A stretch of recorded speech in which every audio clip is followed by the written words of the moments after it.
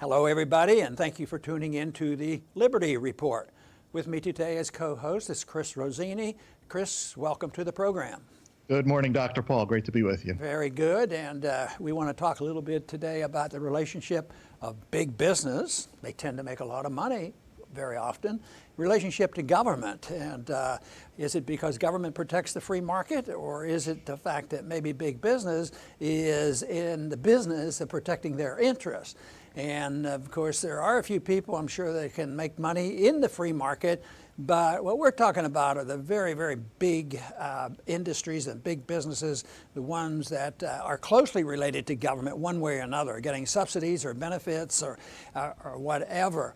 And there is a relationship, and this is an issue which is very political right now when you think about this tax changes going on or trying to go on in Washington, D.C. This is a big issue, because there's such a discrepancy in wealth distribution, enough where everybody should be concerned about it. Even we who believe in big business, if it's honest, and free markets, we have to be concerned about what's happening. I've repeated this before, but I'm still astounded by the fact that the wealth that the lower 50% hold is equivalent to 3 of our richest people.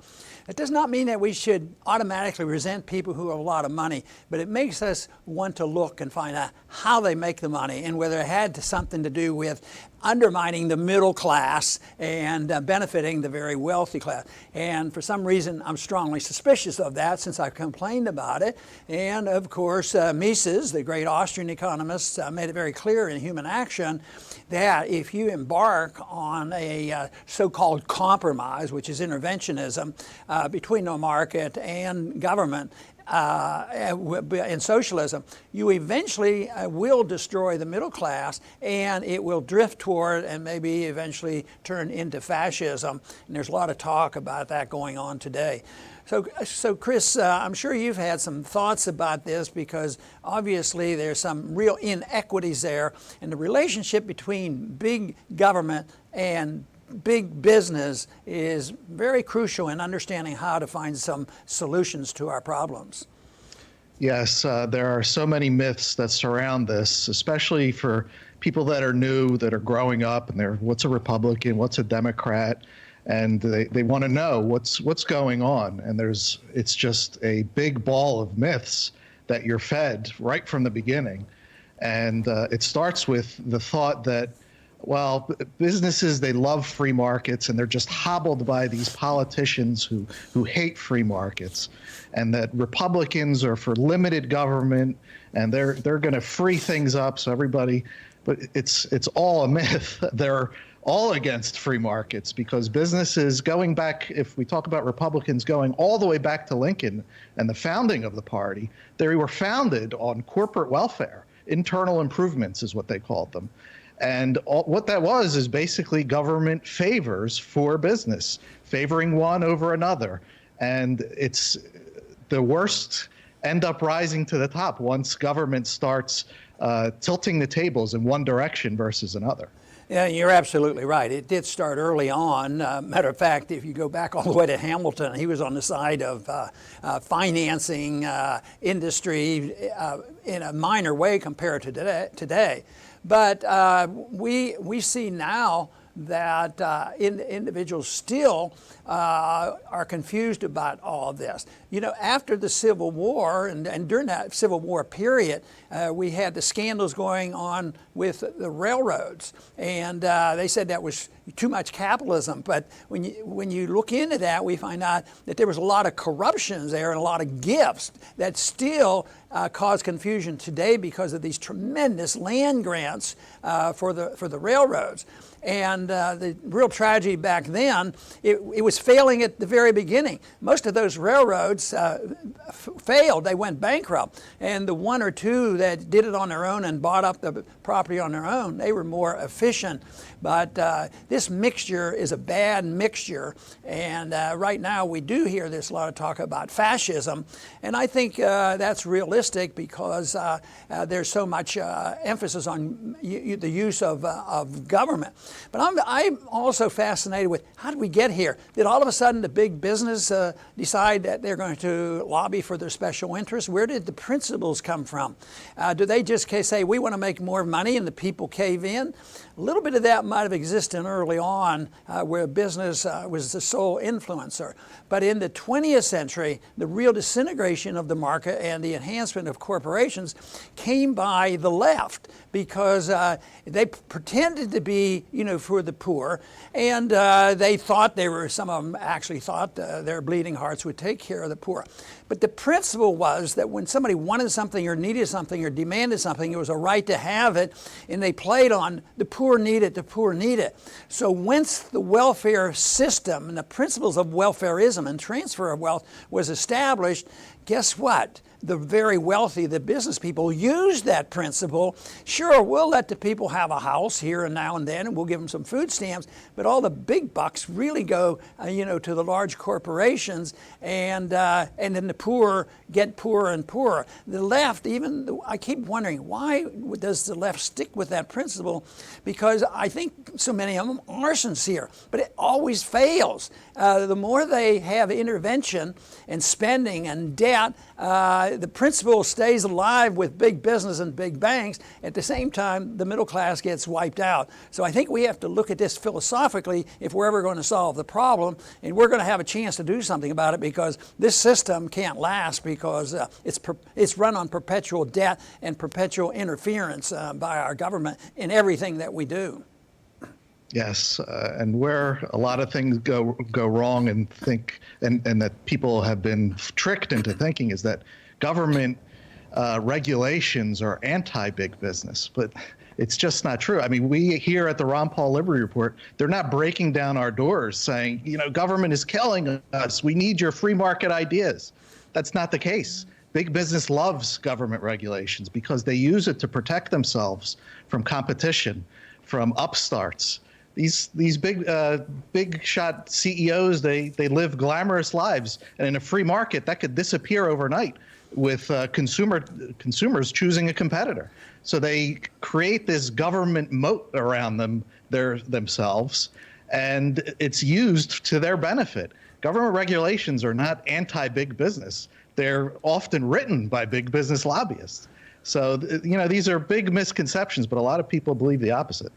And a lot of people have a simplistic answer to this. You mentioned the lobbyists, and we all talk about them, and they are a big part of the problem. But not too many people talk about the definition and the following of the rules of what should the role of government be. And the rule, of course, should be what the Constitution says, and it should be very separate, and the government should be very small. So they don't deal with that. They're not dealing with the role of government when they're dealing with spending and taxes in Washington, and they're talking about who's going to get the benefits. At the same time, they're talking about things being revenue neutral. They have no intention on cutting anything. But the move on, there is a move to concentrate only on the lobbyists. It's all the lobbyists' fault. Well, they're the vehicle, but they're not at fault, because a lobbyist, as far as I'm concerned, is a petitioner. He goes and he petitions his government. They can petition for good things or bad things. They could petition for freedom, or they can petition for these benefits. So the problem is the role of government has been so abused that people can, I believe, constitutionally petition the government. But some people say, oh no, what we have to do is regulate the lobbyists. Same way with elections. It's the fact there's too much money in elections. Of course there's too much money, but they're just bidding, for the stolen goods. They want to go and get what they can. So it's natural. But once again, it's because we don't restrain the government. The rules don't apply to the government. And if you and I want to spend some of our money to lobby, for gun rights or right to life or whatever, and less government and lower taxes, we should have a right to do it. And we shouldn't be regulated and say, no, you can't do this. In a way, we're getting some of that when you see what the IRS was doing. The IRS was coming, under Obama and attacking us who were advocating the free market. So no, you don't want to. I believe it's a wrong step if you want to regulate and tell lobbyists what they can do with their money, or the people who want to spend their money on supporting candidates. The real problem is the morality of the people that end up in Washington. This problem could be restored if we actually had people that believed in what they say when they get elected, that they take the oath of office and work to reduce the size and scope of government. Those are all excellent points, Dr. Paul. And it's important to point out that this is not just a big business thing. Politicians are the other side of the coin. They're not angels sitting there. They love the attention. They love corporations bidding for their attention. I mean, just look at politicians with all the pomp and circumstance. They love that. They like to feel important. And they like to bully people around too with laws. So the more laws they pass, the greater high they get. So this is not just a big business taking advantage of politicians. Absolutely not. In a free market, politicians would have none of this to hand out. There's no one to favor. You're there to prosecute fraud and abuse and aggression. That's it. But they don't want that either. They like this kind of attention and being able to dole out favors to people. And the support and the people who push this type of program is a collusion between big business and government. You take the bureaucracies that have been created. You don't have big business over here and government over here. The bureaucracies are part of big government. If you take, the banking industry, they're very much involved in writing banking regulation. So they're part of the government. They're pseudo-government. They deal with the Fed. At the same time, they're business people too that are supposed to be private, and they work together. But what about the bureaucracies in government? If you look at the bureaucracies involving in the distribution of medical care, and that's where all the expenses have gone, or not all of it. A lot of it goes to the bureaucracy itself, but then a lot of it goes to the business people, the insurance companies and the drug companies, everybody else. So the bureaucracies want to protect their jobs. We're not going to see any significant reduction as we clean the swamp of the eradication of a lot of people in Washington. Those jobs are going to be there, and when it comes to the military, they're going to expand. And you have so many of these. We have the banking industry, we have the medical industry, we have the education industry, and the military-industrial complex. How about agriculture? You can't do anything against the farmers, and yet farmers are hard-working people that I think if they were allowed to live in a free market, they would adapt rather quickly. I think everybody would. But right now, the name of the game is collusion with big government at the expense of the middle class, at the expense of the dollar. And once again, and we've talked about this before, and that is the collusion with the central bank, the Federal Reserve, with all the expenditures that it's financed by debt and by monetizing debt, which services the banks and all the special interests. So the bleeding hearts say, well, I'm going to give you everything for free medical care and free food and the whole works, free housing, and this will take care of it. But the debt then is monetized. Guess who suffers? Well, the downturns come, the people lose their jobs, and then the prices go up. And even in spite of the government's announcements there's no inflation, everybody knows there's a lot of inflation, destroying the middle class for which the moral standards were set. We want to do this to help the middle class. So even the conservatives are talking about, well, we got to rein in the business community and we have to take care of the middle class and all this. And yet at the same time, do they talk much about doing something with the Federal Reserve? There was a time when we thought the new administration would be on our side on auditing the Fed. Maybe auditing the Pentagon might be a pretty good idea too, when you think of how much corruption there is there, both in the bureaucracy in the government, plus all the money and the people who make money in the industry. So it's very complex. I don't think all of a sudden we're going to get those moral individuals in Washington that become a majority and wean us off this. It's never happened in history, but I do think it's worthwhile putting out this effort that we put out to try to prepare people and set a standard and tell the people what we can replace it with, because that opportunity is coming, and that's where I lean more toward the optimism. Not about this week or next week what they're going to do with the tax bill. I'm not very optimistic about that, and I'm not optimistic on the short run that our liberties are going to be preserved and we're going to have more privacy. We have some big problems ahead, but the time is coming where this will fail just as the Soviet communist system failed, which was almost a miracle the way that came apart. So there's a lot we can do to prepare the way and try to explain this, and this is the reason we wanted today to talk about this collusion between big business and try to remove some of these myths, which Chris has done such a good job in explaining. Well, thank you, Dr. Paul. And I'll close with a short statement saying that, free markets, actual freedom has very few champions. We are the minority. Now, that's not a bad thing because big things usually start with minorities. But today, we're always told that we have a free market capitalist system, but that is not true at all. There are pockets of free markets, thank God. But overall, we live in a government-managed economy from top down. And when things go south, and they do, we can always expect university professors, the media, schools, even the businessmen to say it's the free market's fault. It's a free market's fault. And that's where the power of our ideas have to really shine, so that maybe someday there will be a free market once again in America. Yeah, and that's absolutely right. We have to distinguish between true free markets and crony capitalism, and that's a job in itself because most people want to blame free markets.